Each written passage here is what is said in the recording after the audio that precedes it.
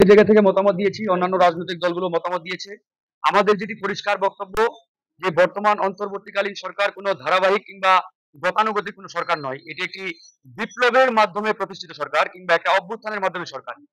তো যে বিপ্লবের মাধ্যমে একটি ফ্যাসিবাদী রেজিমকে আমরা হটিয়ে একটি বিপ্লবী সরকার প্রতিষ্ঠা করেছি, এই সরকারের আমলে যদি আবার সেই ফ্যাসিবাদী রেজিমের কোনো কালা কানুন কিংবা কোনো নিয়ম কানুন চালু থাকে, তাহলে আমাদের এই বিপ্লবে যারা শহীদ হয়েছেন, রক্ত দিয়েছেন, তাদের এই রক্ত এবং শহীদদের সাথে এক প্রকারের বেইমানি করা হয়, প্রতারণা করা হয়, তাদেরকে অসম্মান করা হয়। তো আমরা বলেছি ওই ফ্যাসিবাদের আমলে যত সিদ্ধান্ত নেওয়া হয়েছে, যত নিয়ম কানুন, যত কালা কানুন রয়েছে, এগুলো অবশ্যই বাতিল করতে হবে। সেই জায়গা থেকে 15ই আগস্ট জাতীয় বা যে শোক দিবস, এটি আসলে বাংলাদেশের আপামর জনগণের মতামতের প্রতিফলন এখানে ঘটে নাই, কিংবা জনগণের মতামত নিয়ে এই জাতীয় শোক দিবস ঘোষণা করা হয় নাই। এটি একটি নির্দিষ্ট রাজনৈতিক দল ক্ষমতায় এসে তারা এই শোক দিবস পালন করেছে, এটাকে রাষ্ট্রীয় একটি দিবস বানিয়েছে।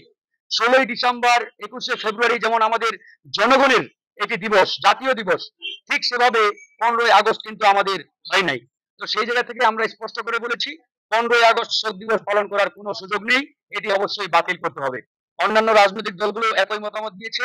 আরেকটি বিষয়ে আমরা স্পষ্ট প্রধান উপদেষ্টা ডক্টর মোহাম্মদ ইউনূস স্যারকে জানিয়েছি যে স্বরাষ্ট্র উপদেষ্টা ব্রিগেডিয়ার সাখাওয়াত হোসেন সাহেব, উনাকে ছাত্র জনতার অভ্যুত্থানের মাধ্যমে ছাত্র জনতায় এই চেয়ারে বসিয়েছে, কিন্তু উনি এই চেয়ারে বসে আবার যদি সেই ফ্যাসিবাদী রেজিমকে রাজনীতির রাজনীতিকরণ কিংবা রাজনীতিতে পূর্ণ প্রতিষ্ঠা করতে চাই, এটি এই দেশের জনগণ এবং ছাত্র জনতা মেনে নেবে না।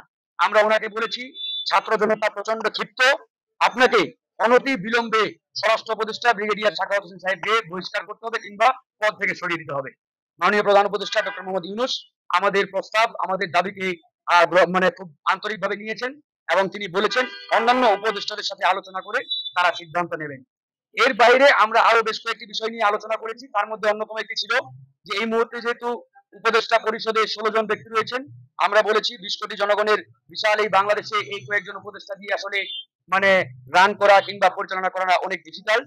তো আমরা বলেছি মাননীয় উপদেষ্টা আপনি 3টি মন্ত্রণালয় রেখে বাকি মন্ত্রণালয়গুলোতে ফ্যাসিবাদ বিরোধী আন্দোলনে যে রাজনৈতিক দলগুলো সক্রিয় ছিলেন, সেই দলগুলোর প্রতিনিধিদের মাধ্যমে বাকি মন্ত্রণালয়গুলো আপনারা পূরণ করে অন্তর্বর্তীকালীন যে সময়টি রয়েছে এই সময়টি আপনারা সুন্দরভাবে পরিচালনা করেন এবং এই জঞ্জালগুলোকে আপনারা দূর করেন। এই বিষয়ে মোটামুটি আমরা আলোচনা করেছি এবং আমরা স্পষ্ট করে বলেছি, আবারও বলছি, ব্রিগেডিয়ার সাহেবকে অবশ্যই তার পদ থেকে সরিয়ে দিতে হবে। কারণ যে ফ্যাসিবাদী রেজিমের বিরুদ্ধে লড়াই করতে গিয়ে হাজার হাজার ছাত্র জনতা জীবন দিয়েছে, রক্ত দিয়েছে, আমরা রক্ত ঝরিয়েছি রাজপথে, আবার যদি এই ফ্যাসিবাদী রেজিমকে রাজনীতির ময়দানে পুনঃ প্রতিষ্ঠা করতে চাই, আমরা এটি মেনে নেব না এবং এটা এই বাংলার জমিনে আমরা হতেও দেব না। সুতরাং আমাদের পরিষ্কার স্টেটমেন্ট, এই ব্রিগেডিয়ার সাখাওয়াত সাহেবকে অবশ্যই তার পদ থেকে সরিয়ে এখানে একজন যোগ্য দেশপ্রেমিক নাগরিককে এই চেয়ারে বসাতে হবে। রাজনৈতিক দল যারা, তাদের বিরুদ্ধে আমাদের কোনো আপত্তি নেই, যারা রাজনৈতিক দল তারা অবশ্যই রাজনীতি করবে, কিন্তু যে রাজনৈতিক দলটি গণহত্যার সাথে জড়িত এবং বাংলাদেশে একটি ফ্যাসিবাদী রেজিম প্রতিষ্ঠা করেছিল, যাদের হাতে শত শত হাজার হাজার নাগরিক রক্তাক্ত হয়েছে, এই রাজনৈতিক দলটি আসলে তার রাজনৈতিক যে কাঠামো, রাজনৈতিক যে নেচার, এই নেচার থেকে তারা বেরিয়ে পড়েছে, অনেক অনেক যোজন যোজন মাইল তারা দূরে চলে গেছে। সুতরাং এই মুহূর্তে এই বিপ্লবের পরে আওয়ামী লীগকে কোনো রাজনৈতিক দল বলার কোনো সুযোগ নেই। এটি একটি অভিশপ্ত ফ্যাসিবাদী একটি প্রতিষ্ঠান। এই ফ্যাসিবাদী প্রতিষ্ঠানকে বাংলাদেশে রাজনীতি করতে দেওয়া তো দূরে থাক, এদের নাম বাংলাদেশে কেউ নিলে তাদের বিরুদ্ধে আমাদের কথা বলা উচিত। কারণ এই আওয়ামী লীগের নাম বাংলাদেশে কিয়ামতের আগ পর্যন্ত আর কেউ নিতে পারে না, সুযোগ নেই, কারণ এরা কোনো রাজনৈতিক দল নয়। এটা একটি অভিশপ্ত ফ্যাসিবাদী রেজিমের একটা প্রতিষ্ঠান এরা পরিণত হয়েছে।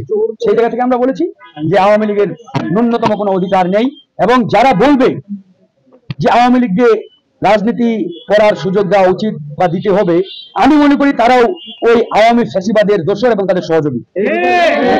রাষ্ট্রীয়ভাবে এখন পর্যন্ত এই বিষয়ে কনক্রিট কোনো সিদ্ধান্ত হয় নাই, তবে ছাত্র জনতা যারা এই বিপ্লবকে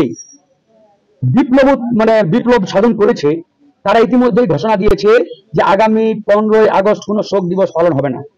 কারণ এই ছাত্র জনতার শোকের মাস জুলাই, আগস্ট নয়। আগস্ট হচ্ছে আমাদের বিজয়ের মাস। আমরা একটা ফ্যাসিস্ট রেজিমকে বিদায় করে আমরা বিজয় অর্জন করেছি, তাই বিজয়ী ছাত্র জনতা আজকে থেকেই রাজপথে আছে এবং থাকবে। কালকে কোনো শোক পালন হবে না। আমরা রাজপথে আছি, রাজপথে থাকবো ইনশাআল্লাহ। রাজপথে থাকবে। Yes, জামাতে ইসলামী বাংলাদেশের একটি নির্যাতিত রাজনৈতিক দল। আজকে মূলত তাদের সাথে আমাদের একটা সৌজন্য সাক্ষাৎ ছিল। এটি রাজনৈতিক কোনো বিষয়ে আমাদের কোনো মিটিং ছিল না, সৌজন্য সাক্ষাৎ। তারাও নির্যাতিত, আমরাও নির্যাতিত। যেহেতু একটি বিপ্লবের মাধ্যমে আমরা দ্বিতীয় স্বাধীনতা অর্জন করেছি, আমাদের মাননীয় আহ্বায়ক কর্নেল অবসরপ্রাপ্ত মিয়া মুর্শিদুজ্জামানের নেতৃত্বে আমরা আজকে এই সৌজন্য সাক্ষাতে আমরা এখানে অংশগ্রহণ করি।